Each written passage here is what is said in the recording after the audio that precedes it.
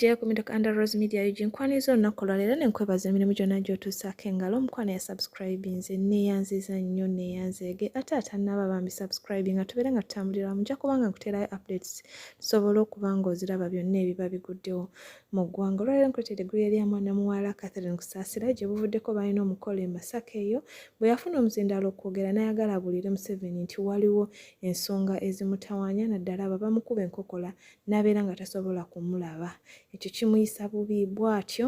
yannyonnyolako ewa muzeeyi. Muzeeyi n'amugamba nti nedda gwe oli mugagga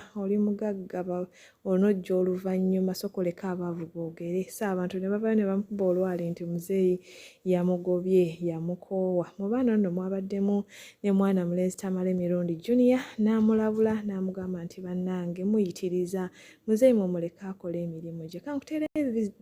vidiyo zino mukwano obeere ng'oziraba olabe engeri Catherine Kusasira ye gye yennyonnyoddeko nti ye ali mumativu newankubadde teyasobola kwogera byonna ye bw'alaba ku mukulembeze w'eggwanga kimumala okubeera obulungi. Kankuteerayo vidiyo mukwano olabeko Mukama akunkuumire.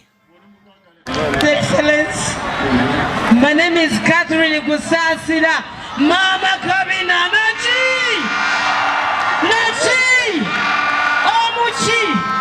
Museveni Nachi, Mama Kabina Nachi, Akaruru Kamusai Kariwa.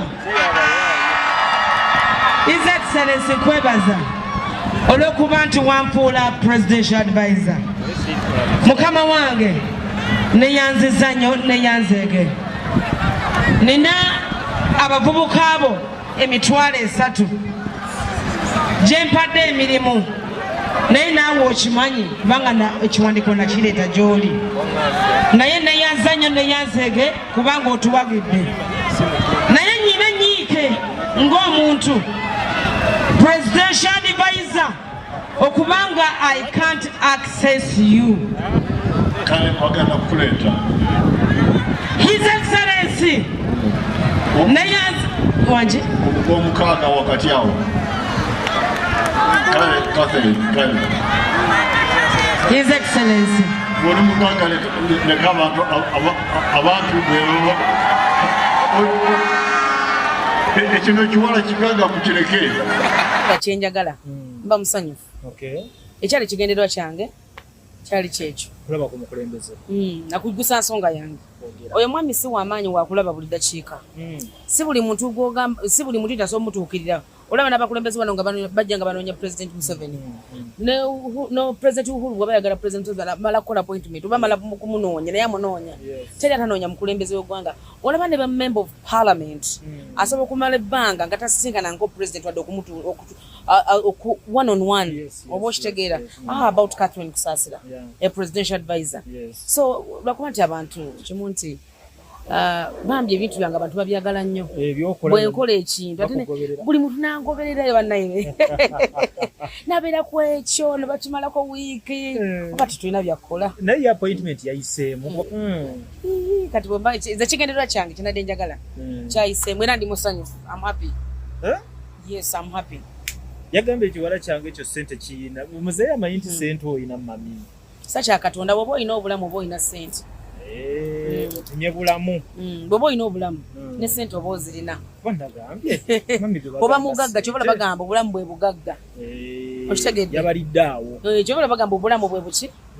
bwe bugagga mami wange abadde emabega ng'alinamu ne ku mabanja bamukubye omwenda Kusasira President yamukubye omwenda ekyo kyandibadde kibategeeza ati omusajja yabakoowa. His Excellency ndudde okulaba kale n'olaba Kusasira era ddala ozeewa President Museveni yakuwa woofiisi ali ku banaku ab'e Masaka musajja wattu amazeeyo ennaku 3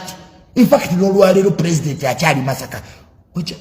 ojja okwata omuzindaalo Kusasira oyagala mulaba President omwagaza ki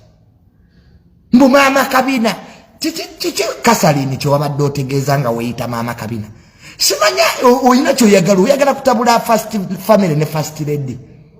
beera kuli Kusasira bw'oba ogenze maaso ga President ebyo ebya Mama Kabina bireke nemwe mwasoma mutegeera oyinza otuuka maaso g'omukulembeze w'eggwanga n'otandika ati yegwe Mama Kabina oyagala kubba President gwe Kasalini kiki wabadde otegeeza kati olwakola atya mbwalaba akabina naye mwe mujja kufa mmwe Kusasira omusajja mumazeeko emirembe oyagala kumulaba omugamba ki osoose weeyise Mama Kabina oli maaso ga Pulezidenti mufumbo kati baabalala bawulira batya abantu bajja bayintapulitinga bubi bagaye nti omukazi ono kiki kyategeeza kati n'omulala ajja yeeyite Mama Kasolo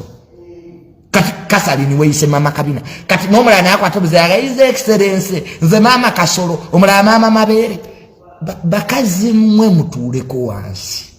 Kusasira mutuuleko wansi bagaye bakutwala mu gw'omukaaga omusajja ali bize yakulaza ali bize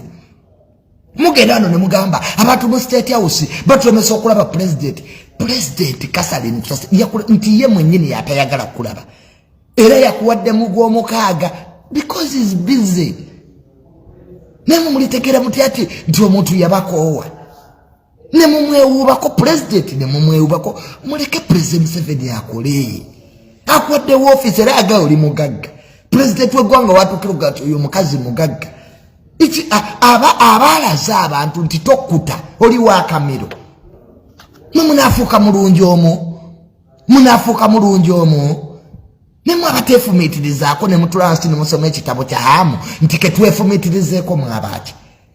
Pulezidenti ogamba Catherine Kusasira nti oli mugagga nga gamba mu bantu yabadde aganneesonyiwa mukazi gwe nakuwadda mugumireeko ne byemuyina byemufunyeeko bimala muleke ensi naye eryeko abantu bali Masaka banoonya bululu banaku bazibu Kusasira bakuwa vyeit Kusasira ne bakuwa omulimu gwa advisor kyekyabadde kikututte mbunze Mama Kabina His Excellency nze atuuse oyinza okweyanjula bwoti oti gwe Mama Kabina kati anaddako aga nti ye Mama Mabeere omulala ye Mama Kasolo ensi mwagala bakazi mmwe kiki kye muliko kitwe gamba Catherine Kusasira okomaawo mujja kwereetera ebizibu abantu munne bakole ki